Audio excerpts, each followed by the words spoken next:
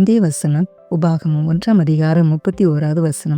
ஒரு மனிதன் தன் பிள்ளையை சுமந்து கொண்டு போவது போல நீங்கள் இவ்விடத்திற்கு வருகிற வரையிலும் நடந்து வந்த வழிகள் எல்லாவற்றிலையும் உங்கள் தேவனாகிய கர்த்தர் உங்களை சுமந்து கொண்டு வந்ததை கண்டீர்களே என்று சொல்லி இந்த வசனத்திலே வாசிக்கிறோம். இன்றைக்கும் கேட்டுக்கொண்டு இருக்கிற குடும்பத்தின் பிள்ளைகளாகி உங்கள் ஒவ்வொருவரோடு கூட கர்த்தர் பேசுகின்றார். பிரியமானவர்களே, உங்க வாழ்க்கையிலே இந்த வருடத்திலும் 12 மாதங்கள் உங்கள் குடும்பத்தில் உள்ள ஒவ்வொரு நபரையும் கர்த்தர் கண்மணியை போல பாதுகாத்தார் அல்லவா?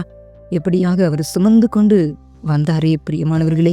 ஒருவேளை உங்க கண்கள் அதை பார்க்கலனாலும் கூட கர்த்தர் அவ்வளவாய் உங்களை பாதுகாத்து உங்களை அருமையாய் வழிநடத்தி வந்தார் அல்லவா? ஒவ்வொரு நாளும் நீங்கள் வேலைக்கு செல்லும் பொழுது, வெளியே செல்லும் பொழுது, அதே போல வீட்டில் எந்த வேலை செய்தாலும் எப்பொழுதும் கூட உங்கள் குடும்பத்தின் ஒவ்வொரு நபரையும் கூட கனிமை காப்பது போல பாதுகாத்தாரே. எவ்வளவாய் உங்கள் தேவைகளை சந்தித்தார், எவ்வளவாய் உங்களுக்கு குறைவில்லாமல் உங்களை போஷித்து உங்கள் தேவைகளை சந்தித்து உங்களுக்கு நல்ல சுகபலன் ஆரோக்கியத்தை கொடுத்து கர்த்தர் எவ்வளவாய் நடத்தினார் பிரியமானவர்களே.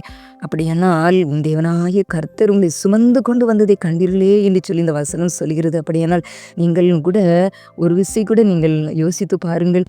உங்க பலத்தினால உங்க திறமையினால நீங்க ஒவ்வொரு நாளும் நீங்கள் பாதுகாக்கப்படல பிரியமானவர்களே. கர்த்தர் உங்களை பாதுகாத்திருக்கிறார். கர்த்தர் உங்களை ஒவ்வொரு நாளும் வழிநடத்தி வந்திருக்கிறார் பிரியமானவர்களே. எத்தனையோ மக்கள் இன்றைக்கு இந்த வருடத்தின் தொடக்கத்தை கண்டவர்கள் இந்த நாளிலே இல்லை. ஆனால் கர்த்தர் உங்கள் குடும்பத்தின் பிள்ளைகள் ஒவ்வொருவரையும் கூட அருமையாய் பாதுகாத்து உங்கள் தேவைகளை சந்தித்து உங்கள் கண்ணீரை துடைத்து உங்கள் பலவீனங்களை நீக்கி எவ்வளவாய் உங்களுக்கு சுகம் கொடுத்து உங்களை விசாரித்து உங்களை நடத்தினாரே. பிரியமானவர்களே, நீங்கள் நன்றியுள்ளவர்களாக இருங்கள். கர்த்தருக்கு ஸ்தோத்திரங்களை செலுத்துகிறீங்களா? கர்த்தர் உங்க வாழ்க்கையில் இதுவரையிலும் நடத்தி வந்ததை குறித்து எண்ணி எண்ணி நீங்க அவரை துதித்திருக்கிறீங்களா? நீங்கள் அவரை போற்றி இருக்கிறீங்களா? பிரியமானவர்களை யோசித்து பாருங்கள். பிரியமானவர்களே, எவ்வளவாய் உங்களை நடத்தி வந்தார் பிரியமானவர்களே.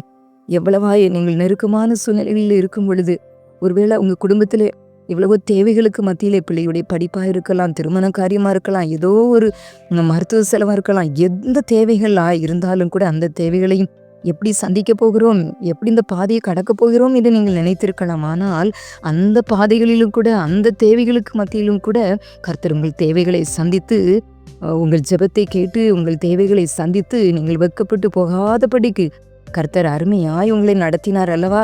அதனால நீங்கள் இதுவரையிலும் கர்த்தர் உங்க வாழ்க்கையில செய்த நன்மைகளை எண்ணி எண்ணி நீங்க துதிக்க மறக்காதீங்க, ஸ்தோத்தரிக்க மறக்காதீங்க பிரியமானவர்களே.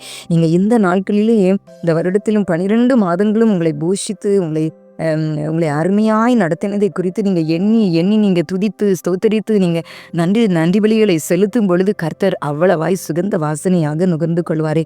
எவ்வளவாய் சந்தோஷப்படுவார். என் பிள்ளைக்கு நான் செஞ்ச நன்மைகளை நினைத்து என் பிள்ளை எனக்கு நன்றியுள்ள இருதயத்தோடு என்னை ஸ்தோத்தரிக்குதே, எனக்கு நன்றி செலுத்துதே அப்படின்னு சொல்லி கர்த்தர் பார்த்து கொண்டே இருப்பார் பிரியமானவர்களே.